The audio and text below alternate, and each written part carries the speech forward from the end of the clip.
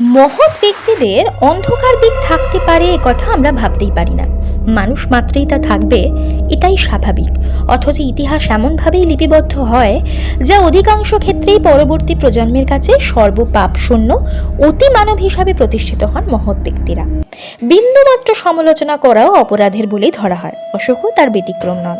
যে অশোক সমস্ত মানুষকে সন্তানের মতো ভালোবাসতেন, প্রতিটি জীবের জন্য করুণা অনুভব করতেন, কিছু কিছু ক্ষেত্রে তিনি ছিলেন প্রচণ্ড ধর্মান্ধ এবং পরমত অসহিষ্ণু। আবার তার মহানতার কথা অনেক ঐতিহাসিকই ইতিহাসের অতিরঞ্জন বললে উল্লেখ করেন।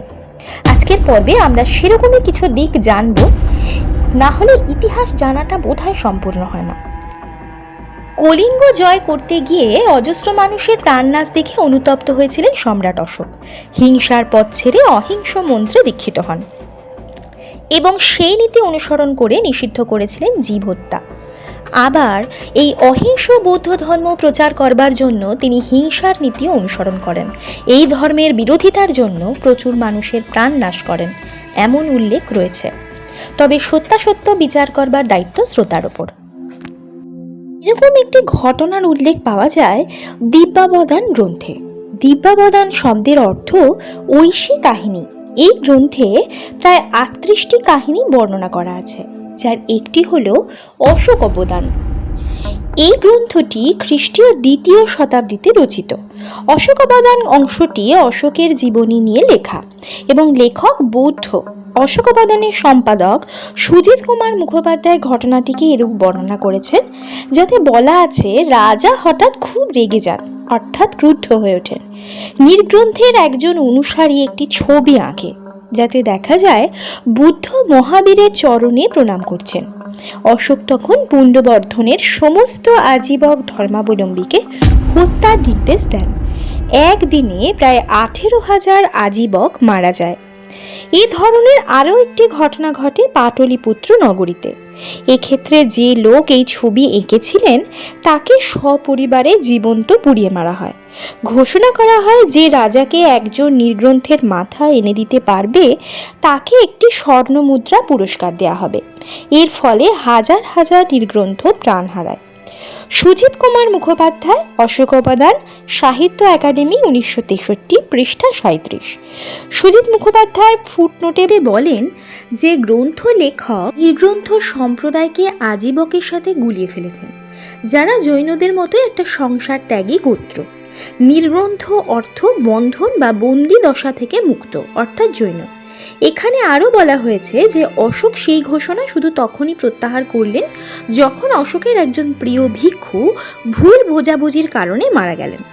কিন্তু সুজিতবাবু নিজে কাহিনী সত্যতা পরে অস্বীকার করেছেন। আবার ঐতিহাসিক রমেশচন্দ্র মজুমদার তার বাংলাদেশের ইতিহাস গ্রন্থে এই ঘটনার উল্লেখ করেছেন, কিন্তু তিনিও পরে মন্তব্য করেছেন ঘটনার মূলে কতখানি সত্যতা আছে তা বলা কঠিন। এই পুরো ঘটনাটা থেকে 3টি যুক্তি পরিষ্কার করে বোঝা যায় বা উঠে আসে। 1, অশোক বৌদ্ধ ধর্মের প্রতি অত্যন্ত অনুরাগী ছিলেন। এবার সেই ধর্মকে ছোট করে দেখানোর অপরাধে তিনি নিষ্ঠুরতম পন্থা অবলম্বন করতে পারেন, যা মানতে অসুবিধা হলেও পুরোপুরি উড়িয়ে দেওয়া যায় না। দ্বিতীয়ত, এই পুরো দিব্যাবদান গ্রন্থটি বৌদ্ধ ভিক্ষুকদের লেখা, যারা সারা জীবন অহিংস মন্ত্রে দীক্ষিত থেকেছেন। এবার সারা জীবন যারা অহিংস মন্ত্রে দীক্ষিত থেকেছেন তারা এমন একটি হিংসাত্মক কাহিনী পুরোটাই বানিয়ে লিখবেন, এমনটা যৌক্তিক নয়। তৃতীয়ত, এই দিব্যাবদানের অশোক অবদান অংশে অশোকের প্রশংসা করা হয়েছে, তার কৃতিত্বের কথাই বর্ণনা করা হয়েছে। সেখানে এমন একটি পর্ব যেটা পুরোটাই অশোকের বিরুদ্ধে যায় বা নিন্দনীয়, সেটি বেখাপ্পাভাবে তুলে ধরা হবে, এমনটাও যুক্তিযুক্ত নয়। এক্ষেত্রে খানিকটা অতিরঞ্জন হয়েছে কাহিনীর, এটা বলাই বাহুল্য। 18,000 নির্গ্রন্থকে হত্যা করার ঘটনাটি খানিকটা অতিরঞ্জন, তবে প্রবাদে আছে যা রটে তা কিছু তো বটে। আবার আমাদের স্বাভাবিক যুক্তিবাদী মন বলে যখন কোনো ব্যক্তি সম্পর্কে তার বিপরীত দিকের লোকেরা কোনো কথা বলেন তা ফেলে দেওয়া উচিত, কিন্তু তার বন্ধুস্থানীয় বা তার দিকের লোকেরাই যখন তার সম্পর্কে কিছু বলছেন তা পুরোটাই ফেলে দেওয়ার মতো নয়। তার মধ্যে সত্যতা থাকলেও থাকতে পারে এবং সত্যতা থাকার চান্স বেশি। তাই এক্ষেত্রে এটা জোর দিয়ে বলা যায় না যে তিনি এই কাজটি করেননি।